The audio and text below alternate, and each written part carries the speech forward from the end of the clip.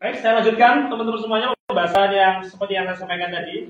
Hari ini kita bertemu dengan Mr. Ro, orang yang luar biasa, yang insya Allah nanti akan berbagi banyak hal kepada kita semuanya terkait dengan new normal ini. Harapannya, new normal ini berbanding lurus dengan hasil yang kita peroleh nanti. Makanya kemudian pertemuan pada siang hari ini kita kasih tema new normal, new mindset, growth optimal, kayak gitu.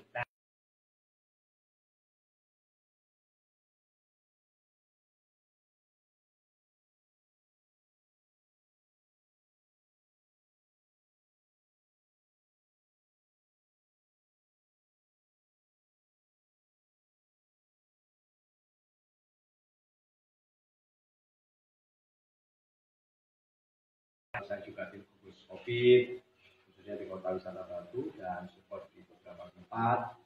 Nah, sekarang kita ngomong di dunia pendidikan gitu ya. Ya. Kalau new normal secara protokol dari kesehatan, saya kira sahabat-sahabat sudah tahu. Ya, kuncinya adalah bagaimana kita bisa menjalankan protokol kesehatan nanti di tempat kita. Apakah kalau di sekolahan, di kampus, di tempat bimbingan belajar kita, ya di tempat kos kita, itu harus berjalan dengan baik. Kunci utamanya adalah protokol kesehatan dan kita bisa melaksanakan dengan baik. Dan memang itu SOP harus dijalankan, ribet gitu. Tapi kalau enggak, nah tuh, kalau enggak gimana ini? Iya kan? Pikiran ini cerdas, pinter, baik, tapi kalau dalam tanda petik ada musuh menyusup begitu ya, yang disebut dengan virus ini kan juga kita harus hati-hati dan waspada. Karena kalau yang offline itu pasti direct kontak. Nah, tentu saja saya kira teman-teman dari Erlangga sudah mengembangkan yang sifatnya online ya. Dan saya dengar tadi juga Mas Greni baru datang dari mana tadi? SMP 3 Batu, kemudian SMA satu tadi di kantor. SMA negeri ya? Ya. Loh, tuh bayangin tuh ya. Sekarang ini siswa kita itu mulai dari kelas SD, SMP, SMA kan, semuanya ini udah boring itu mereka di rumah itu. Ya gitu kan bahasa ya.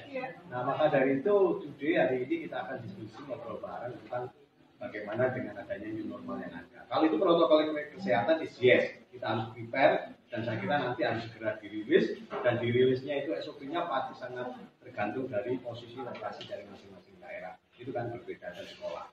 Nah, sekarang yang paling penting adalah adaptasi terhadap new normalnya ini bagi seorang pendidik atau gurunya itu. Ya. Saya kira Erlangga ini juga udah nyiapin. Sebelum saya ngomong, mana ya gitu ya? Nah, gimana ya anak saya itu udah boring di sekolah, harus di rumah itu. Itu luar biasa. Saya melihat pertempuran yang dahsyat antara istri saya sebagai ibunya yang harus mengawal tugas-tugas dari gurunya di sekolah, ya kan? Ya tugasnya ini harus selesai. Ya ternyata ketika ibunya menjadi pendamping di rumah, ini kayaknya sudah mulai harus sadar. Ternyata ketika selama ini itu teman-teman guru pendamping atau gimana ya kalau di Erlangga itu ya? Mentor itu ternyata luar biasa ya. Memang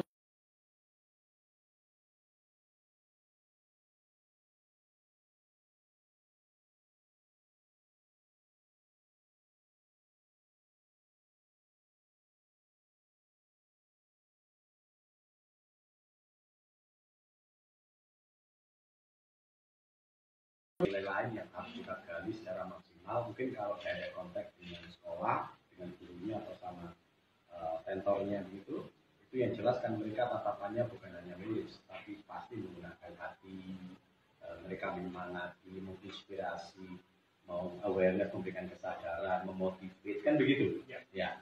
Nah, apakah dalam situasi yang online ini, yang kita hanya belajar di layar kaca, di kotak, itu baik-baik pun maupun layar di laptop, itu apakah sentuhan-sentuhan ke sana itu apakah sudah masuk? Nah, tentu saja ini menjadi harapan kita sehingga anak itu tidak disetting lahir dalam pengertian mereka nulis ilmu atau ya memang sih standar kelihatan kasat mata itu lulus kalau nilainya bagus, tapi jauh lebih dari itu adalah masalah etik juga. Kalau menurut saya itu. Ya. Kalau Mas Giri ini gimana? Kalau di Erlangga ini gimana? Jadi yang paling penting prinsipnya begini teman-teman semuanya. Mungkin di sini ada banyak guru yang juga melihat, teman-teman mentor sama teman-teman dari BMB Erlangga. Kita meyakini satu hal bahwa apapun yang terjadi, belajar itu harus berjalan. Memang tugasnya anak-anak itu adalah belajar. Dan belajar itu tidak harus dibatasi dengan ruang kelas dan dinding-dinding yang ada. Tetapi melalui acara-acara yang seperti ini juga merupakan proses pembelajaran. Bahkan saya mau sampaikan, anak-anak itu datang ke sekolah, bahkan mereka hanya sekolah tapi tidak belajar. Makanya ini adalah kesempatan bagi kita semuanya untuk berinovasi. Para guru juga begitu. Kesempatan kita untuk jadi kepompong ya. Selama 3 bulan kita dibatasi untuk bergerak. Maka 3 bulan itu kita harus aktualisasi diri, bertumbuh dan berkembang. Yang dulu teman-teman itu tidak bisa belajar bagaimana caranya gunakan Zoom, Quizzes, Google Class. Ya memang sekarang harus belajar. Biar ketika pandemi ini berakhir, para guru, teman-teman tentor, semuanya jadi kubu-kubu. Nah, seperti itu sepertinya ya. Nah, terus yang kedua teman-teman semuanya yang perlu saya sampaikan bahwa anak-anak itu memang sudah zamannya memang belajar kontekstual.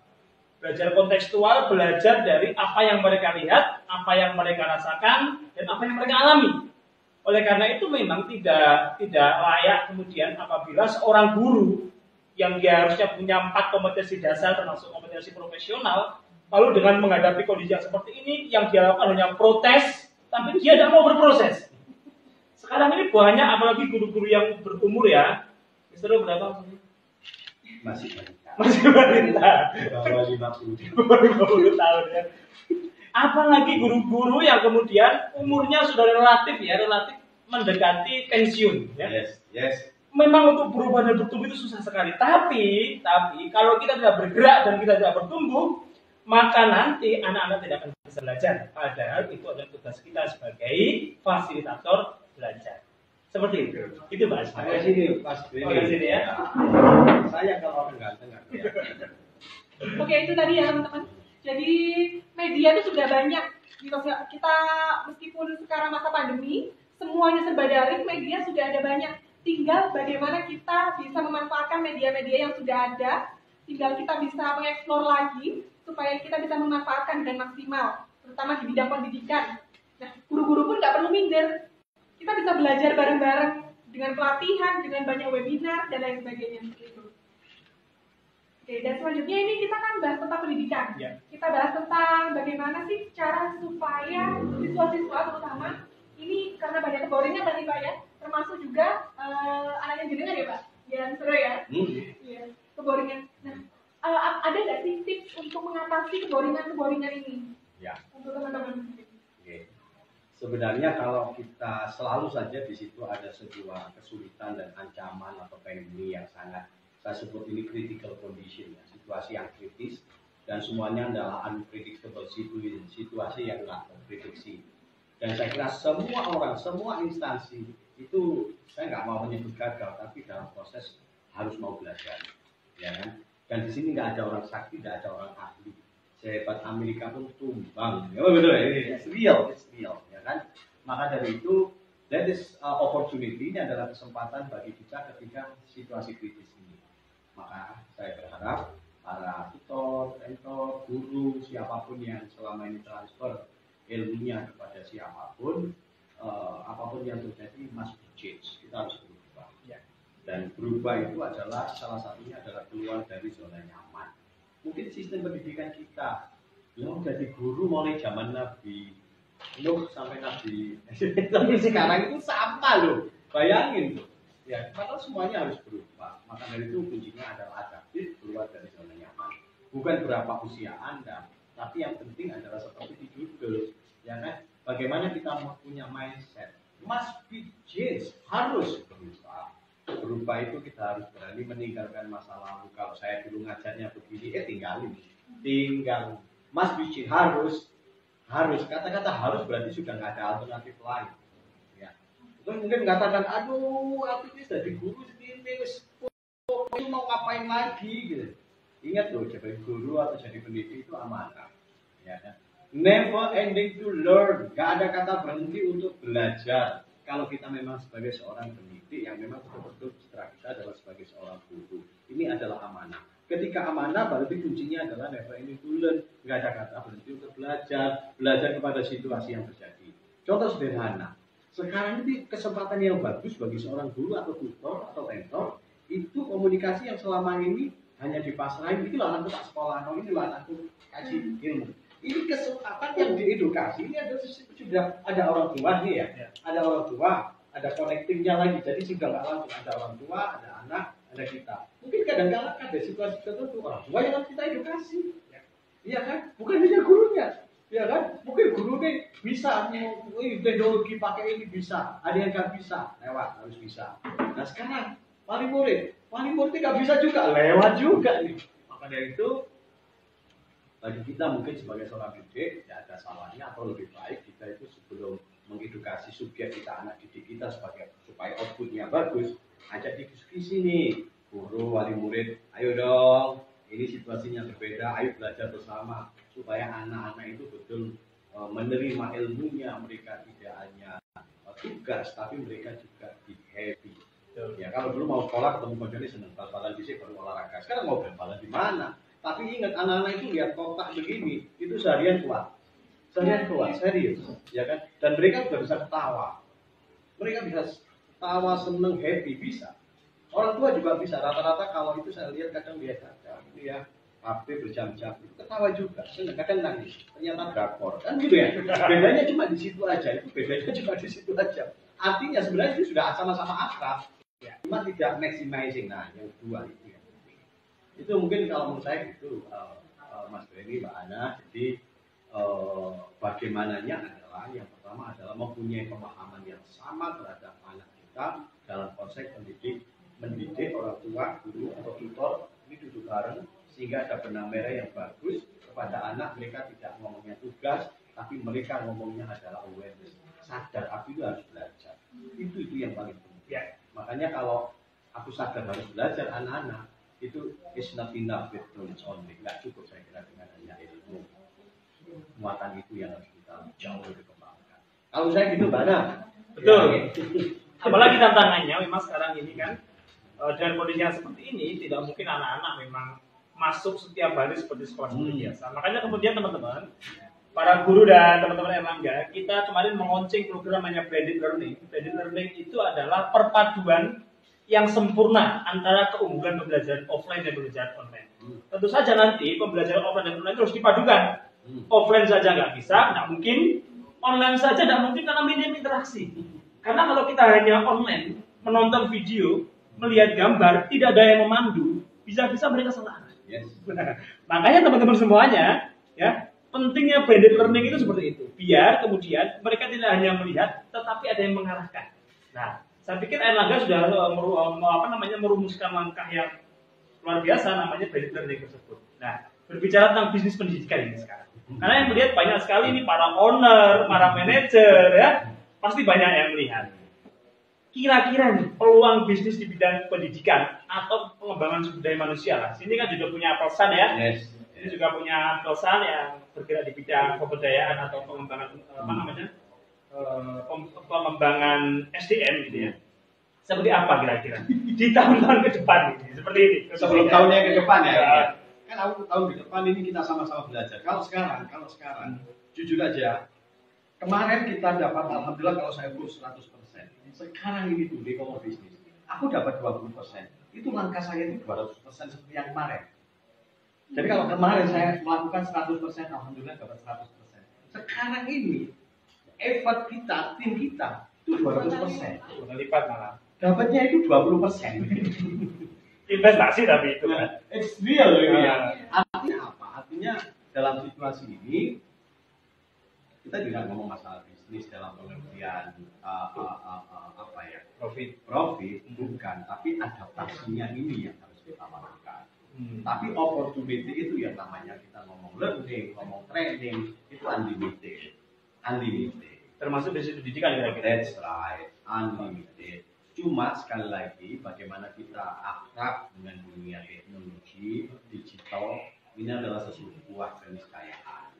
Ya seperti today hari ini kita tidak ada skenario, ya kan?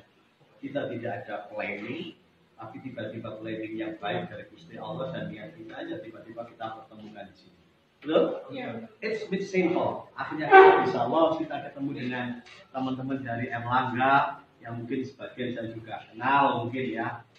Kalau dulu bisa nggak? Nggak bisa dong. Nggak bisa. Nah, tinggal nanti kita akan improve, kita akan terus bertumbuh dengan situasi ini, dengan teknologi yang jauh lebih baik. Mungkin akan dalam situasi ini kita bisa connect bagaimana dengan offline-nya begitu, ya kan? Compete dengan online akan menjadi sesuatu yang penting. Jadi kalau ngomong bisnis, yang jelas untuk saat ini, kalimat itu adalah learning adventure tourism. Ngomong tourism is guide. Maju suri tapi. Maju suri. Tapi orang banyak bingung ya. Demandnya masih tinggi. Iya. Don't worry about it ya. Don't worry. Jadi sama lah dengan pendidikan, sama ya. Mati suri dalam pengertian sebenarnya demand sangat tinggi, tapi semuanya sekarang lagi wait and see. Kita menunggu. Ada beberapa sekolah yang memberanikan diri buka dengan kuota. Mungkin kalau satu rombongan belajar 30 orang, latihan 5 dulu. Iya kan? 5 dulu, 10 naik terus sampai ketemu dengan normal, semuanya bisa berjalan dengan akrab dengan tata cara yang baru. Jadi sekali lagi kalau ngomong bisnis hari ini udah saya sampaikan. Bagaimana ke depan? Demand tetap tinggi. Kalau bicara masalah ini ya, saya sepakat memang kalau misalkan sekarang memang kita harus investasi perubahan saluran marketing kita, perubahan banyak hal tentang yang paling penting khususnya kan informasi teknologi. Yes. Nah, saya butuh teman-teman menumbuhkan positive feeling nih buat teman-teman. That's right. Siklusnya nih, saya ngomong kepada teman-teman ini banyak para manajer yang lihat dan saya pikir banyak bisnis orang yang lihat juga. Ya. Siklusnya nih kira-kira ini dengan investasi kita yang luar biasa di digital marketing seperti ini, effort yang luar biasa, kira-kira bagaimana siklusnya bisnis tadi loh menurut saya. Contoh ini, hari ini di Erlangga saja, yang seandainya sekarang itu sama dengan Mr. tadi bilang, kita dapat di bulan Juli itu masa panen kita sebenarnya. Harusnya per cabang itu sudah 50% target. Sekarang itu 10% tidak ada target. Nah, akhirnya hal itu menumbuhkan negatif feeling buat teman-teman. Kira-kira sampai kapan ya ini akan terjadi? Nah, anggap saja misalkan musibah ini akan selesai di bulan September. Butuh penyembuhan berapa lama lagi setelah total ini selesai? Nah, kayak gitu tuh. Gimana bisa?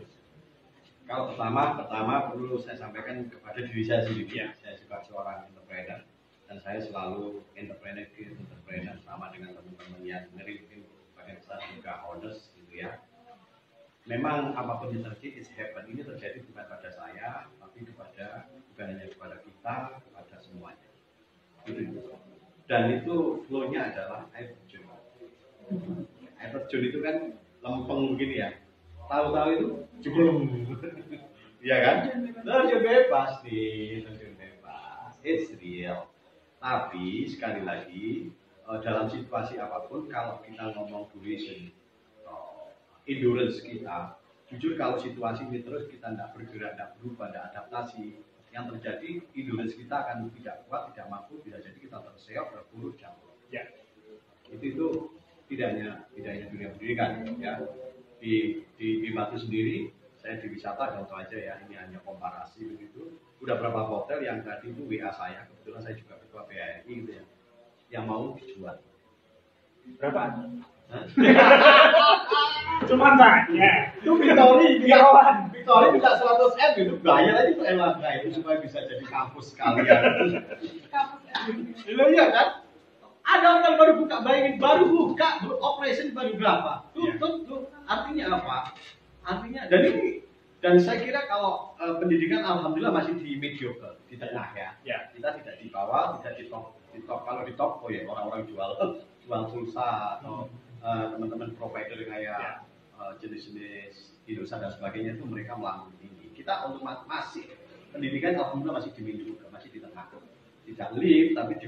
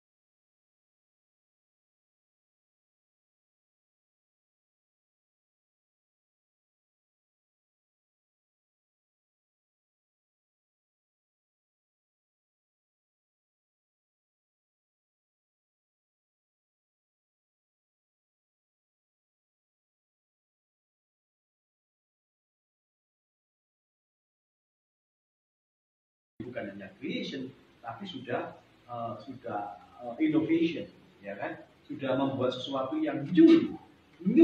That's opportunity. Aku nggak yakin kalau kita nggak punya cara yang baru. Ya. Makanya dari akrabi dulu teknologi dengan cara ini, daring dan sebagainya. Setelah itu anak-anak suka dengan cerita. Apa susahnya sih kita antar guru sama siswa juga model sampling belajar dengan tematik apa gitu di sekolah, model sambil praktek apa yang sangat sangat berbasis lokal gitu ya. Nah, kalau kita lihat maaf kontekstual.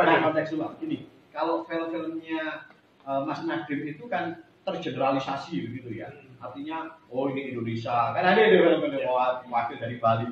Kalau kasus di tempat kita, mungkin di sekolahan, why not kita nggak create something? Guru shooting begitu sama temannya, ini kayak di sekolah ini belajar matematika gini, ini praktek begini, ini ruanganmu ya, ini kayaknya sangat up to date dan cocok dengan keseharian mereka, diedit sedikit dengan cara edit yang pakai aplikasi sederhana, kasih ke siswa, wow. Itu mereka sudah mindset-nya udah masuk gitu di sekolah. Itu nama teorinya quantum learning. Bagaimana kemudian kita membawa masuk ke dunianya anak-anak. Yes. Nah, karena memang guru sekarang itu bukan sebagai pendidik. Guru itu yang paling penting adalah fasilitator. That's right. Fasilitator.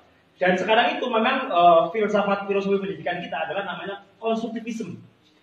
Jadi anak-anak itu semua punya modal.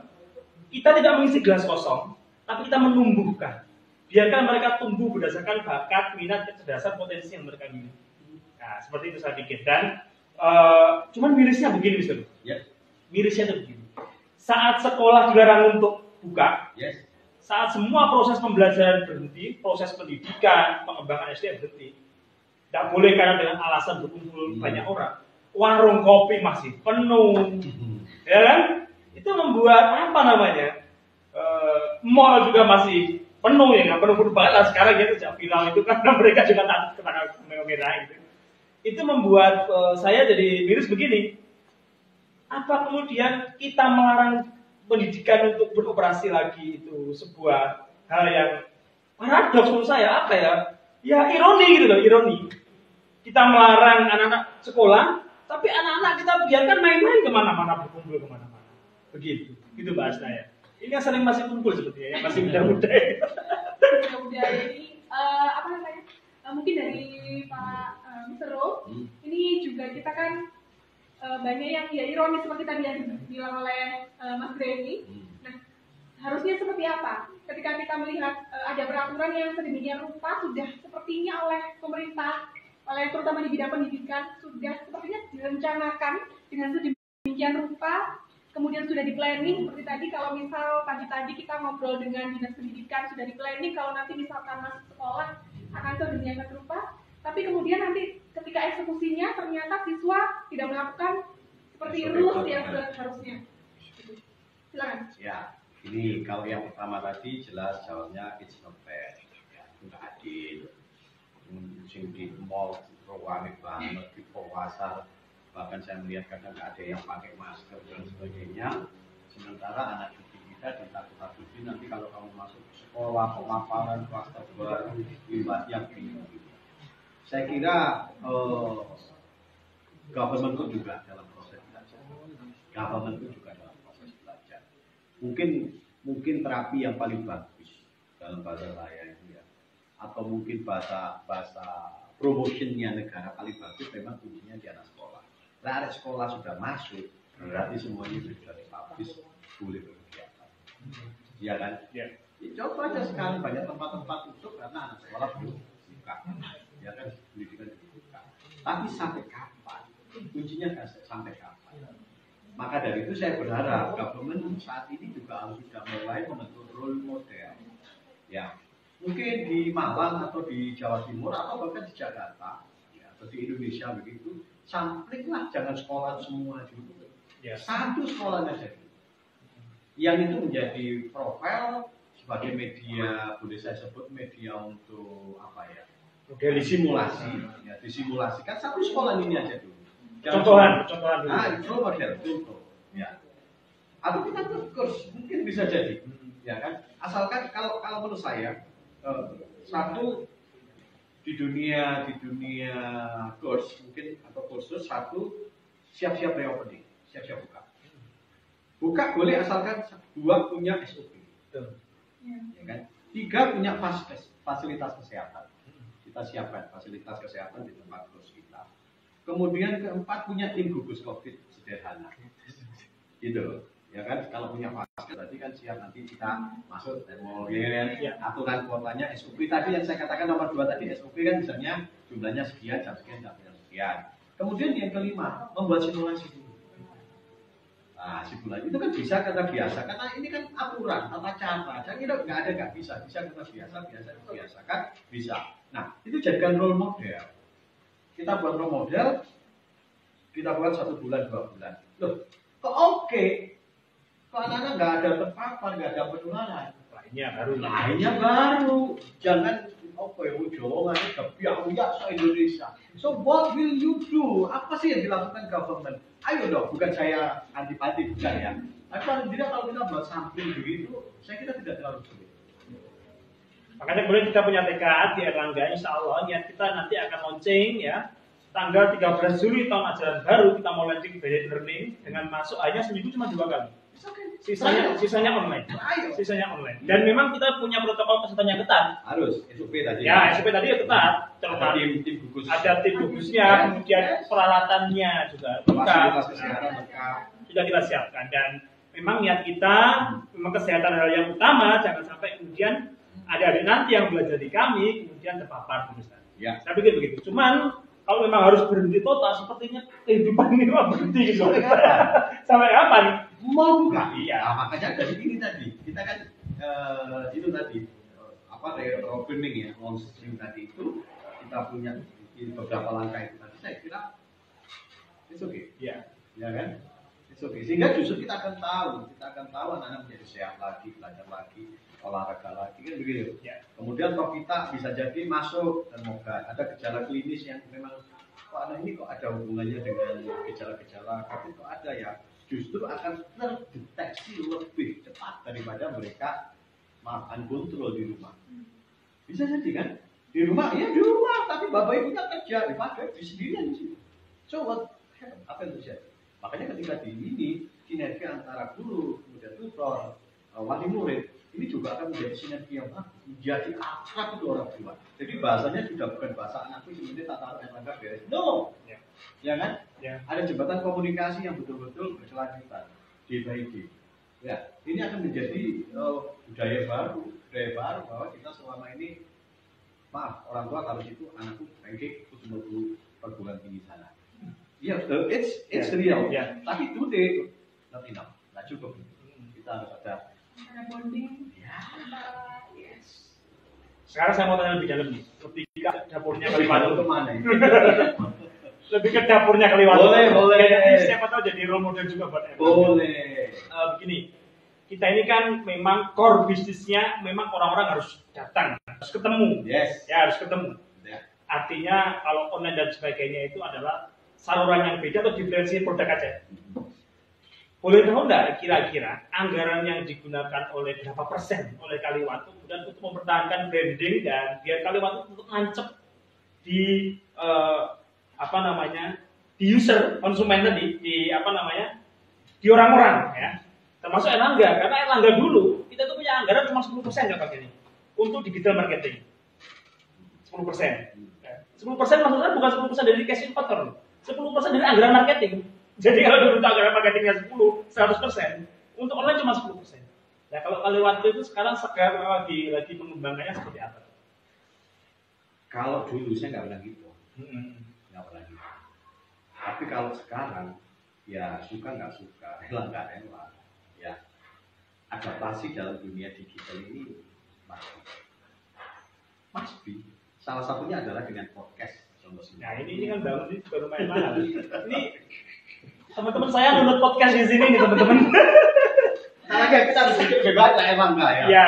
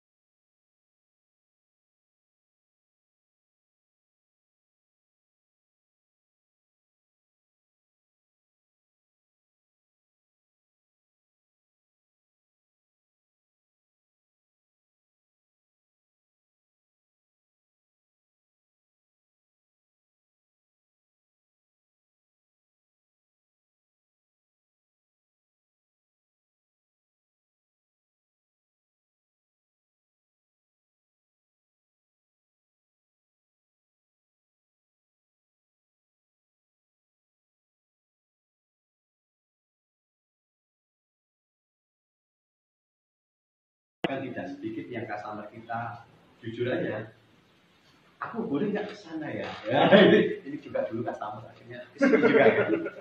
Akhirnya ada sebuah chemistry yang klik yang baru, ya kali waktu ternyata adaptif. Itu penting. Sama dengan kita di dunia pendidikan. Sama dengan dunia pendidikan. Yang lain pada berkeluh kesah. Ya oposisi dunia pendidikan, ya apa ngajar, mungkin ya beberapa guru nggak bisa begini. Sementara saya berharap teman-teman Erlangga justru ini membuat opportunity yang luar biasa untuk kita membangun entrepreneurship. Entrepreneurship dalam kerangka itu adalah creation and innovation. Itu justru menjadi menjadi muatan yang paling besar bagi kita untuk bertumbuh. Oke. Saya pikir begitu, Mbak Asna. Gitu. Kurang 4 menit lagi. Ada closing statement mungkin dari Mr. Ro? Silakan, Mr. Ro. Atau ada pertanyaan dulu? Dibuka pertanyaan. Mungkin teman-teman yang bertanya. Ada yang bertanya, Mas?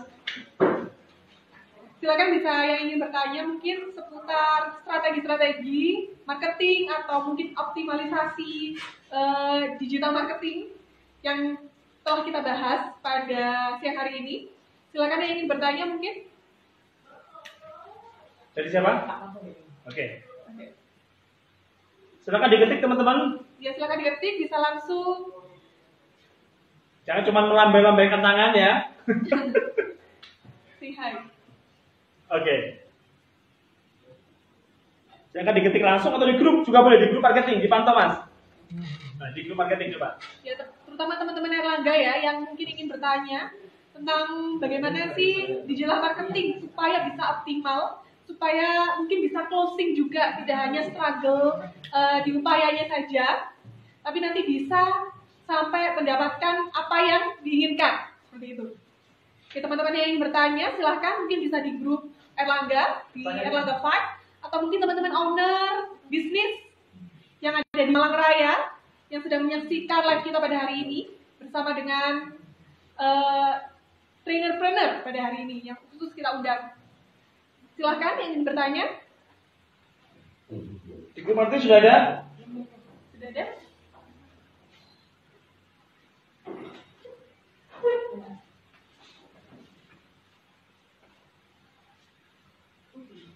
Baik, kita closing statement aja kalau begitu. Silakan Mr. Ro. Ya, baik Mas Greni, Mbak Asna. Ya, pandemi COVID-19 is happen. Ini terjadi pada kita. Yang penting jangan banyak berkeluh kesah. Karena Allah sudah berikan ini semua untuk menguji hambanya untuk tetap survive dan melakukan yang terbaik sebagai atas muka bumi. Maka dari itu tunjukkan bahwa kita memang betul-betul menjadi orang yang pilihan.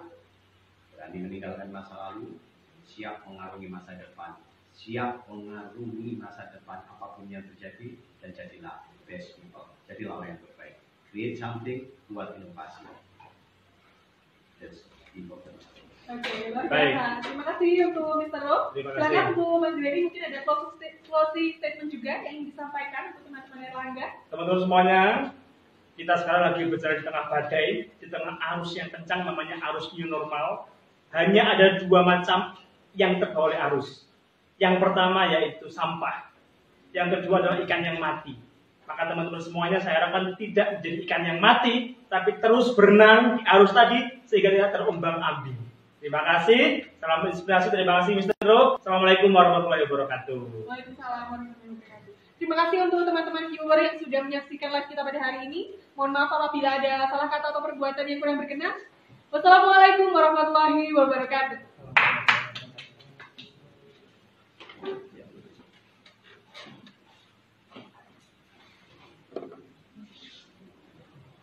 Oke,